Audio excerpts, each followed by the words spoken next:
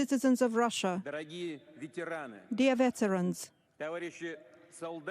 soldiers and sailors, sergeants and petty officers, ensigns and warrant officers, officers, generals and admirals, I congratulate you on the day of great victory. The defense of the motherland when its fate was at stake, that was always sacred. Those feelings of real patriotism drove volunteers of the Minin and Pozharsky militiamen. They fought on the Borodino field. They fought outside Moscow, Leningrad, Kiev, and Minsk, Stalingrad, and Kursk, Sevastopol, and Kharkiv. It's the same now. In these days, you're fighting for our people in Donbass, for the security of our motherland, Russia.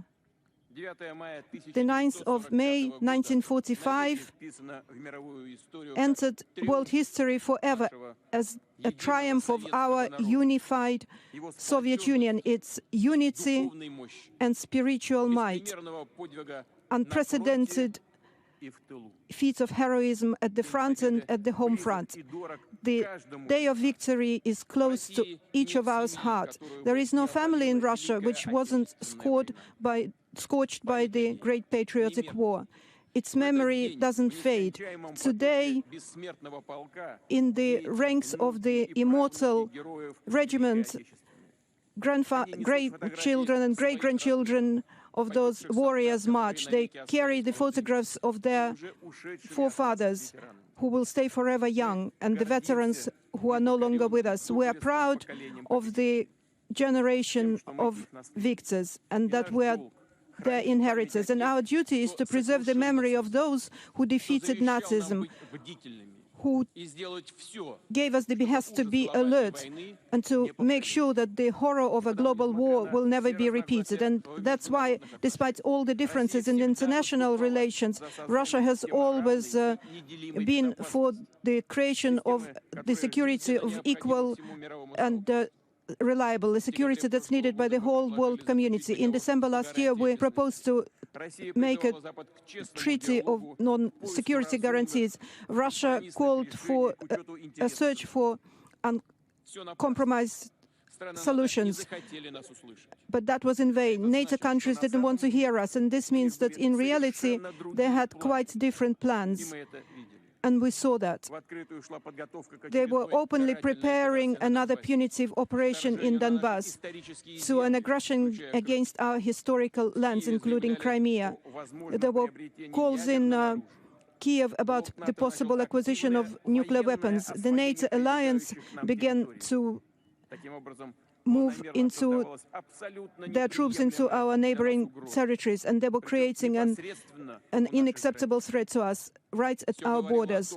Everything pointed to the fact that a clash with neo-Nazis and Banderovites, on whose the United States and their minions staked, was inevitable. We saw them unfolding a military infrastructures, how hundreds of military advisors began to work, and how regular supplies were being made of weapons. The danger grew every day, and Russia delivered a preventive strike against the aggressor. That was a forced, timely, and the only correct decision, the decision of a sovereign, strong, and independent country.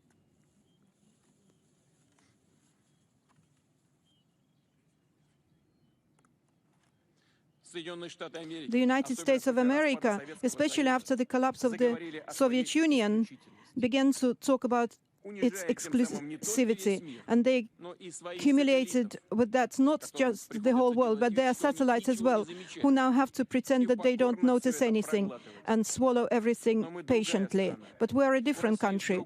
Russia has a different character. We will never give up our love for our motherland, from our faith and our traditional values and the traditions of our ancestors, from the respect for peoples and cultures. But in the West, they decided to cancel this value. Such moral degradation was based on the cynical distortion of the Second World War and the mistreatment of the memory of the victim, the cancellation of the courage of those who earned this victory. We know that the American veterans who wanted to come to the military parade in Moscow were prohibited from doing that. But I want them to know we are proud of your feats of heroism and your contribution to the shared victory. We honor all the warriors in the Allied armies, the English, the French, the Americans, the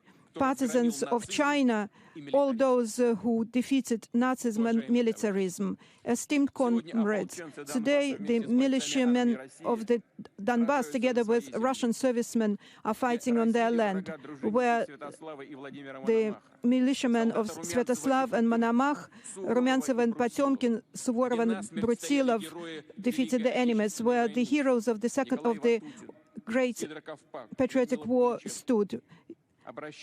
I address our armed forces now and the militiamen of Donbass. You are fighting for your motherland, for its future, so that nobody will forget the lessons of the Second World War, so that there will be no place in the world for punishers and Nazis. Today we bow our heads to the blessed memory of those whose lives were taken by the Great Patriotic War, to the memory of sons, daughters, fathers, mothers, grandfathers, husbands, wives, brothers, sisters, relatives, and friends.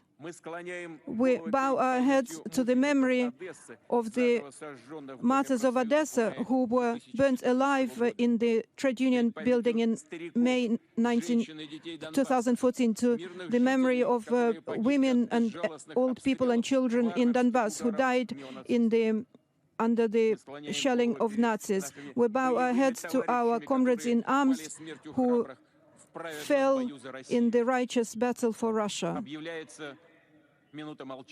Let us observe a minute of silence. Dear comrades, the death of each of our soldiers and officers is a tragedy for all of us, an irreplaceable loss to their families. The states, the regions, the companies, public organizations will do everything to care for those families and help them. And a special support will be provided to the children of the fallen comrades in arms and those wounded. I have signed an order to that effect today. I wish speedy recovery to the wounded soldiers and officers, and I thank doctors and nurses, medical personnel in military hospitals for their courageous work. I bow my head to you for fighting for each life, very often under the shelling on the front line without sparing your own life. Dear comrades, here now on Red Square, shoulder to shoulder, soldiers and officers are standing here from many regions of our huge motherland, including those who arrived here straight from Donbass, directly from the war zone. We remember how Russia's enemy tried to use against us the gangs of international terrorism. They tried to sow international and religious enmity, to break us, to weaken us from inside, but they failed. Today, our warriors of different ethnicities are fighting together in the battle. They shield each other from bullets and fragments and shrapnel as brothers. And this is the strength of Russia, the unbeatable strength of our multi-ethnic nation. Today you are defending what our fathers, grandfathers and great-fathers fought. For them, the highest meaning in their life were their motherland's prosperity and safety. And for us, their descendants, our loyalty to our motherland is the greatest value and the greatest basis of Russia's independence. Those who defeated Nazism during the Great Patriotic War showed us an example of heroism for all times. This is the generation of victors, and we will always take their example. Glory to our glorious armed forces, for Russia, for victory. Hooray!